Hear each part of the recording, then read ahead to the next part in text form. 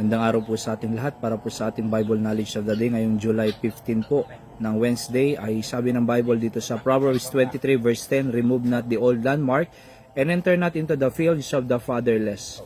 So ang pamagat po natin ngayong umaga ay remove not the old landmark. Ano po? At wag po nating aalisin yung old landmark. At sabi ni Solomon, this is the principle of Solomon, and enter not into the fields of the fatherless. Huwag kang pumasok sa fields ng fatherless. Kumbaga, in other words, yung wala kang tatay. Oo. And salamat sa Panginoon. Ang gusto ko lang pong ipunto dito, mga kapatid, ay huwag nating aalisin yung old landmark na itinuro ng ating mga magulang, ng ating pastor, saka yung mga naunang mga fathers of faith natin, mga kapatid, na talagang binigay sa atin ang tamang doktrina, tamang pananampalataya, kumbaga tamang pattern para po tayo ay makapamuhay ng maayos. Kasi mahirap po, mga kapatid, na mamuhay sa walang nagtuturo, walang ama na nagtuturo. Wala siyang guide, walang pattern, walang, kumbaga, namumuhay. Mahirap yung mamuhay na kakapa-kapa. Hindi mo alam ang gagawin mo sa pamilya mo, hindi mo alam ang gagawin mo sa mga anak mo, hindi mo alam ang gagawin mo sa asawa mo at sa mga ministry mo. Kumbaga kakapa-kapa. Pumasok sa isang sitwasyon na hindi niya alam ang gagawin niya. Mahirap po yun.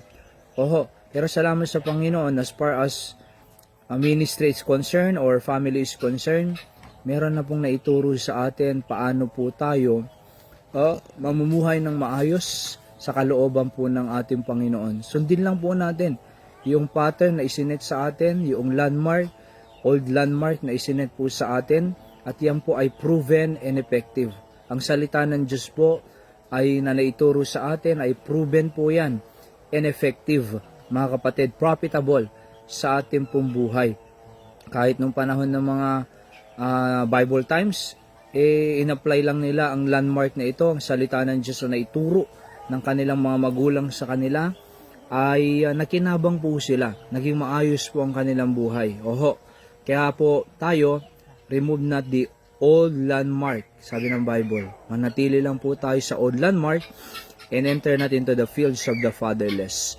So, kumbaga, may salamat sa Panginoon, may nagturo sa atin, may pastor tayo, na may mga magulang tayo na nagtiyaga, na nag-effort para po dalhin sa atin ang prinsipyo ng salita ng Diyos, at doon lang po tayo mamumuhay sa kalooban ng ating Panginoon. Okay? So, husband, love your wife, sabi ng Bible. Wives, submit to your husband. Diba?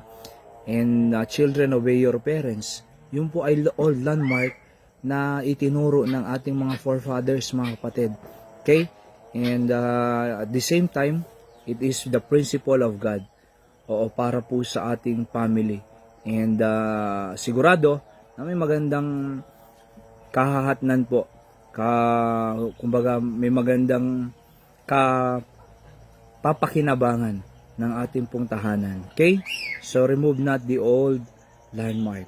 Magandang araw po sa ating lahat. God bless you po. Ingat po tayo.